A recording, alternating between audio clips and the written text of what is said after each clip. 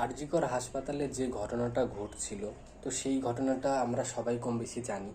কিন্তু এই ঘটনাটার পরিপ্রেক্ষিতে যে সমস্ত ব্যবস্থা নেওয়ার দরকার ছিল, যারা অপরাধ করছে তাদেরকে শাস্তি দেওয়ার কথা ছিল, কিন্তু তাদের এখনও ঠিকঠাকভাবে শাস্তি হয়নি।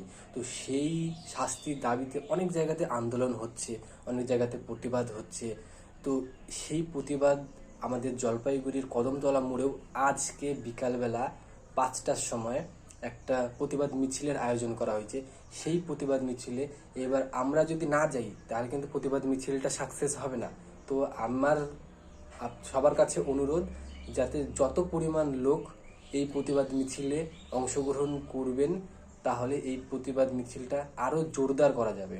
তার জন্য সবাই প্রতিবাদ মিছিলে বিকালবেলা, প্রতিদিন তো আর দরকার নেই, আজকের দিনটাই তো চলে আসো, প্রতিবাদ করি। সরকার যাতে একটু চাপ পায়, যাতে কাজটা ভালোভাবে করে।